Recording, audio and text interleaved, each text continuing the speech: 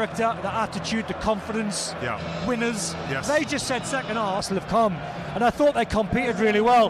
The last thing I think Newcastle wanted and their fans deserved, which it could have been in the end when Newcastle were pushing forward and United had counter-attacks, they could have scored one or two more. It didn't feel like a maul-in to me, so Newcastle will go again. They'll dust themselves down. I think that'll be the 7 for Newcastle United. Again, beaten by Manchester United, and they just want to get back on the bus, get out of there, and make this as distant a memory as possible. It came down to not a bad performance from them. It came down to a rash challenge and a super free kick from Luke Shaw and a finish from Casemiro. It came down to a deflection off Botman when Rashford took the shot. So it was a disappointing day, but it's one that you have to just learn from, and you want to get back to Wembley and keep getting back and playing in these big games. But they were tidy, very tidy in the way they approached the game. They played some nice football, but again their Achilles heel was up front, and yeah, they come up against a very resolute and well-organised Manchester United side. I imagine there's nothing anyone can say that makes you feel better No, at this stage. Absolutely nothing. No, there is not well played, unlucky. You're not even looking at people. You're just literally. Nothing is registering. It's regardless of how you look back on it, it hurts, and you don't shake that. Right. The thing for me is, and Craig started to talk about it, Bruno Guimaraes has been as important to Newcastle United as Casemiro has been for Manchester United. Right, Newcastle players picking up their runners-up medal. Let's go to John Champion and Stuart Robson now for the trophy lift for Manchester United. Well, hugely differing emotions for the two sets of players. We've seen Newcastle's trooping forward up the steps rather wearily to receive their commemorative medals as runners-up. But now the team captain and the club captain, Harry Maguire and Bruno Fernandes, lead the winners, Manchester United, forward. The outcome today, the same as the last time these clubs met in a cup final in the FA Cup of 1999 here. 2-0 to Manchester United. That was the second leg of a treble. The most optimistic and hopeful of Manchester United supporters will point to this as possibly the first leg of a quadruple. Because Manchester United still have a say in the Premier League through to the last 16 of the FA Cup and the last 16 of the Europa League. Adoring pats on the back for the players in the famous red and white of English football's highest profile club. Everything they do makes news, and so much of the news in recent years has been of a negative variety, of a failure to attain past standards. Now, Stuart Robson, there is a feeling of rejuvenation and of renaissance about this club. Absolutely. The manager has come in, Eric Ten Hag, and he had a difficult start. Craig mentioned it, that defeat at Brentford. He thought things weren't going to go particularly well for them this season, but they've brought in some good players, but he's made the players that are at the club better. Rashford wasn't playing well last season, or for a couple of seasons. He now looks a top quality player, scoring goals. You look at some of the other players in the side that have just started to learn more about the game. Fred looks a totally different player. They're playing with confidence, even though they didn't have a lot of the ball today in that second half.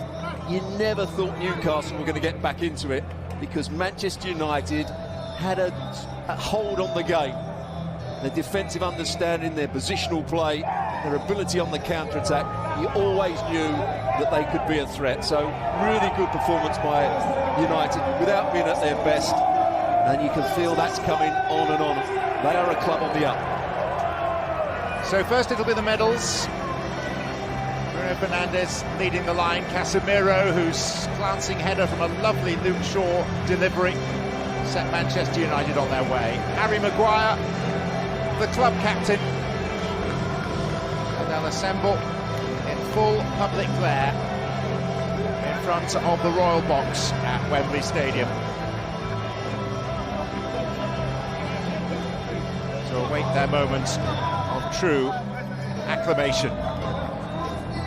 Manchester United will have cause to open up their trophy cabinet for the first time in 6 years. The longest drought in 4 decades is finally over.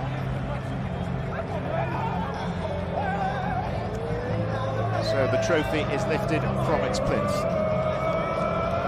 Sunday, 26th of February 2023, a glory, glory day for Manchester United.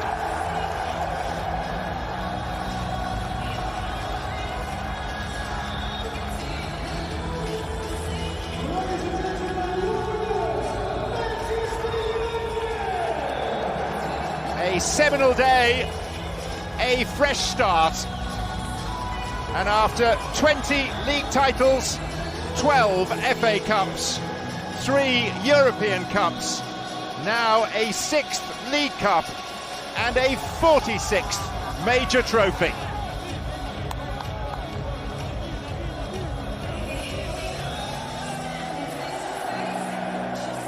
And Stuart Robson, as we watch these celebratory scenes, I wonder start.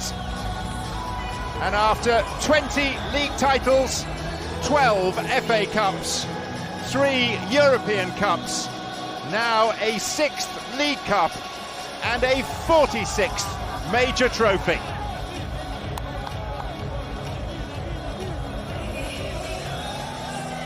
The man who has done more than anyone else to put a smile back on the faces of this giant of a football club. Manchester United in the process of regaining their mojo, and Dan, I think it's safe to say they're back in the happy habit of acquiring trophies. It's interesting, isn't it, boys, when you take a look at the lineup of everyone lifting the trophies, of all the mix of experience and youth that's there. You've got Varane, who's won the World Cup, Martinez won the World Cup, Casemiro's won 1 million trophies with Real Madrid, and that kind of proves that it's such an important part, I imagine, in these big matches to have that sort of experience, isn't it? Yeah, and particularly if it still means what it seems to mean to these players. You know what I mean? There's no complaints, there's no... It's the League Cup, which is important, but it's not the most important competition in English football. But yet, I think these players understand that there's been problems at this club. There still are problems to be fixed, but they're certainly on the right path. And that they understand that this breeds a winning mentality. And I think Shaq mentioned it. Was one of the differences in the side was that experience today. And listen, the League Cup is a trophy I've described as icing on the cake. It on its own doesn't mean an awful lot. But for both these clubs, for very different reasons, Manchester United just kind of given that drought around major silverware, it feels a whole lot more significant this time around. It feels they build, or could build on their successes. Of course, Manchester United win it. This puts them back in that sphere. And Newcastle, just kind of given the way things have changed over the last 18 months, to get to a final, to compete, to be the better team for a lot of that final, I think you take that and you make the best of it. It says who you are. It says who you can be. And you want to have a good night out after the fight. But you want to sell. Well, there's nobody left in Newcastle. Well, you want to have that icing on the cake at the end of the day as a celebration. Yeah. Celebration of a win. You don't want to get on the bus or a flight. You go back to get 2 performances, or more importantly, 2 results that they've got in the space of 4 days. I think it's a big achievement. And he can't believe himself. Well, Weghorst. Yeah.